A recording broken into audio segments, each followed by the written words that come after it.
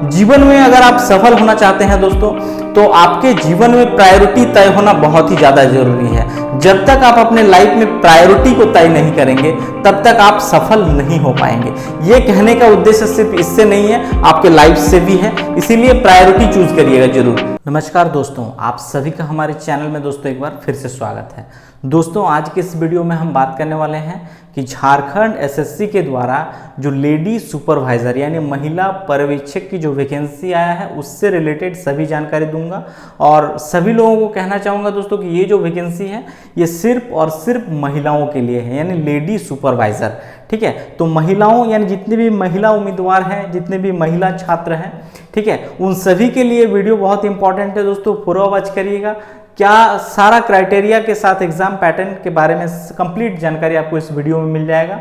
आप सभी से गुजारिश करूंगा दोस्तों कि आप में से जितने भी लोग नए हैं हमारे इस चैनल में पहली बार विजिट कर रहे हैं, उन सभी को कहना चाहूँगा कि चैनल को जरूर सब्सक्राइब करिएगा दोस्तों, क्योंकि मैं इस प्रकार का वीडियो जो है आप सभी के लिए लेकर अक्सर आते रहता हूँ। तो सबसे पहले जानिए दोस्तों, ये वैकेंसी है महिला पर्यवेक्षक एग्जाम 2023, जो कि जेएसएससी के द्वारा इसका एडवर्टाइजमेंट जारी किया गया है। ठीक है, इसमें महिला पर्यवेक्षक पहले जान लीजिए क्या क्या क्वालिफिकेशन होना चाहिए, फिर मैं आपको बताऊंगा कि रजिस्ट्रेशन ऑनलाइन कब से हो रहा है। ठीक है, सबसे पहले देखिए कि इसमें महिला पर्यवेक्षक लेडी सुपरवाइजर में जो पोस्ट आया हुआ है वो है 444 पदों की वैकेंसी। ठीक है, और ये पोस्ट जो है दोस्तों ये ग्रुप बी का पोस्ट है। ठीक है, ये ग्रुप बी नॉन गैजेटेड, ठीक है, और राजपत्रित पदों की वैकेंसीज है। सैलरी देखिए लेवल 6 का है दोस्तों, जो कि बहुत ही अच्छा सैलरी माना जाता है। आपका बेसिक ही है 35,400 से लेकर 1,12,400 बेसिक। ठीक है, इसके अलावा योग्यता की बात करें, क्वालिफिकेशन क्या होना चाहिए, तो देखिए दोस्तों क्वालिफिकेशन में यहाँ पे दिया है कि समाजशास्त्र, मनोविज्ञान और गृह विज्ञान, यानी जो लोग समाजशास्त्र में, मनोविज्ञान में या फिर गृह विज्ञान में, इन तीनों में से कोई एक सब्जेक्ट में स्नातक पास आउट यानी ग्रेजुएट है, वो लोग ही इस फॉर्म को भर सकते हैं। यानी एक लिमिटेड सब्जेक्ट वालों के लिए ही ये वैकेंसी निकाला गया है, जिसमें से समाजशास्त्र, मनोविज्ञान और गृह विज्ञान, बहुत से ऐसे लोग हैं जो इन सब्जेक्ट में ऑनर्स किए हैं, उन लोगों के लिए एक तरह से ये अपॉर्चुनिटीज बहुत ही बेहतरीन अपॉर्चुनिटीज है दोस्तों इस एग्जाम को क्रैक करने का। अब बात करते हैं इसका उम्र सीमा के बारे में, यानी कौन कौन लोग इसमें भर सकते हैं। तो ध्यान दीजिएगा, न्यूनतम उम्र जो है आपका 21 वर्ष हो जाना चाहिए, कम से कम कब तक, 1/8/2023 तक, यानी 1/8/2023 तक आपका न्यूनतम उम्र 21 वर्ष हो जाना चाहिए, तभी आप इस फॉर्म को भर सकते हैं। और अधिकतम की बात करें तो कैटेगरी वाइज अलग अलग दिया है, जैसे जनरल, BC1 एंड BC2 और EWS में देखेंगे तो 38 ईयर्स दिया है मैक्सिमम। बट इसका भी एक एज कट ऑफ डेट है, यानी 1/8/2019 ये है कट ऑफ डेट। इस तक आप 38 ईयर्स जो है इसको क्रॉस नहीं करेंगे। ठीक है, अगर 38 क्रॉस हो जा रहे हैं जनरल में और BC1 BC2 में और EWS में, तो आप फॉर्म को नहीं भर पाएंगे। SC ST के लिए दिया है दोस्तों मैक्सिमम एज देख सकते हैं 40 ईयर्स, 40 वर्ष तक है कि आप आवेदन भर सकते हैं। ठीक है, अब बात करते हैं, ये हो गया ऑनलाइन रजिस्ट्रेशन, फिर मैं एग्जाम पैटर्न पे आऊंगा। देखिए ऑनलाइन रजिस्ट्रेशन जो है दोस्तों वो 26 सितंबर, याद रखिएगा 26 सितंबर 2023 से इसका ऑनलाइन आवेदन की शुरुआत होगा और ये चलेगा आपका 25 अक्टूबर 2023। ठीक है, यानी अगर देखेंगे तो आपको 1 महीने का फॉर्म भरने का समय मिलेगा। इसके अलावा हो सके तो डेट एक्सटेंड आगे कर सकता है 2-4 दिनों के लिए। ठीक है, ये हो गया। अब आते हैं इसका एग्जाम पैटर्न, यानी अगर आप इस फॉर्म को भरते हैं तो आपका सिलेक्शन कैसे होगा, किस बेसिस पे होगा। देखिए एग्जाम पैटर्न और परीक्षा का स्वरूप, तो यहाँ पे अगर देखेंगे दोस्तों तो ये स्पष्ट रूप से कह दिया गया है कि CBT एग्जाम होगा। CBT कहने का मतलब है दोस्तों कंप्यूटर बेस्ड टेस्ट, यानी ऑनलाइन एग्जाम होगा कंप्यूटर पे। ठीक है, और ये एग्जाम होगा एक ही स्टेज, यानी दोस्तों एक स्टेज का एग्जाम होगा और आपका फिर DV होगा। अगर आप पास आउट करते हैं तो आपका डॉक्यूमेंट वेरिफिकेशन होगा। दोबारा एग्जाम इसमें नहीं होगा, इसीलिए एक ही बार इसमें एग्जाम कंडक्ट किया गया है। और ये एग्जाम जो है दोस्तों नॉर्मली एक ही दिन लिया जाएगा। ठीक है, एक ही दिन में 3 पेपर का एग्जाम ले लिया जाएगा, यानी first sitting, second sitting and then third sitting. 3 sitting में आपका एग्जाम 2-2 घंटा और थर्ड पेपर 2.5 घंटा का होगा। ठीक है, तो CBT मोड में एग्जाम होगा और जो क्वेश्चंस रहेगा ये ऑब्जेक्टिव टाइप का होगा, यानी वस्तुनिष्ठ प्रकार के प्रश्न जो होते हैं। क्वेश्चन 4 ऑप्शंस मिलेगा, जो सही आंसर है वो आपको क्लिक करना होता है। ठीक है, नेगेटिव मार्किंग की बात करूं दोस्तों तो इसमें नेगेटिव मार्किंग का भी प्रावधान है। अब आते हैं हम लोग पेपर 1, पेपर 2 और पेपर 3 को देख लेते हैं। देखिए दोस्तों, पेपर 1 जो है दोस्तों वो भाषा ज्ञान का पेपर है, जिसमें 120 क्वेश्चन पूछा जाएगा, समय 2 घंटा का होगा। नॉर्मली आपका जिस दिन एग्जाम होगा पहला पेपर आपका यही होगा दोस्तों, यानी ये 9 से 11 के बजे के बीच होगा या 10 से 12 बजे के बीच आपका फर्स्ट पेपर होगा भाषा ज्ञान। ये क्वालिफाइंग नेचर का है, यानी अगर इसमें देखेंगे तो 30% मार्क्स लाना जरूरी है। ठीक है, अगर इससे कम लाते हैं तो आपका ये पेपर 2, पेपर 3 चेक ही नहीं होगा, यानी इस पेपर को क्वालिफाई करना है। मेरिट में इसके मार्क्स नहीं जुड़ेंगे। ठीक है, मेरिट में जो आपका मार्क्स जुड़ेगा वो पेपर 2 और पेपर 3 के जो मार्क्स आप लाएंगे उसी से आपका मेरिट बनेगा। ये सिर्फ और सिर्फ क्वालिफाई करना है।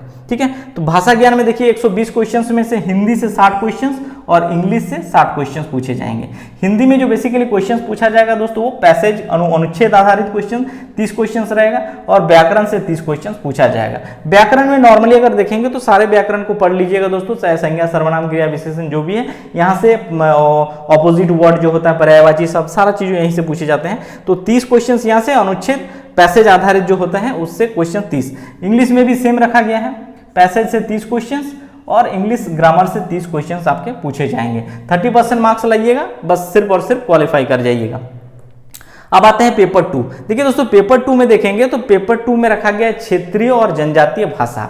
इसमें अगर देखेंगे तो 15 भाषा रखा गया है और उन 15 भाषा में से आपको किसी एक भाषा का चयन करना है फॉर्म फिलअप करते वक्त। जब फॉर्म फिलअप करेंगे तो आपको पूछा जाएगा कि आप अपना रीजनल लैंग्वेज कौन सा रखेंगे। आपको सेलेक्ट करना होगा इन 15 भाषाओं में से कोई एक भाषा, जो आप चूज करेंगे वही आपका एग्जाम में पेपर आपको दिया जाएगा। ठीक है, तो यहां से देखिए इससे 100 क्वेश्चन पूछा जाएगा और इसमें भी समय 2 घंटा। यहाँ पे देखिए क्वेश्चन 100 ही रहेगा, समय 2 घंटा।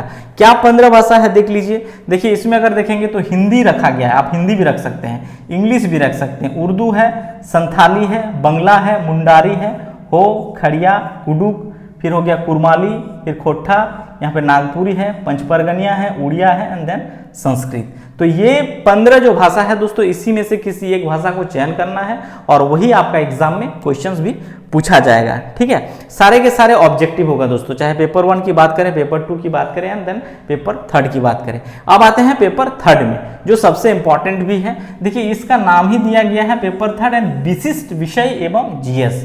विशिष्ट विषय कहने का मतलब है दोस्तों कि आपका जो ऑनर्स पेपर रहा है, जैसे यहाँ पे जो सब्जेक्ट पूछा गया है समाजशास्त्र, तो समाजशास्त्र जो लोग हैं वो लोग वहां पे 100 क्वेश्चन समाजशास्त्र से पूछा जाएगा।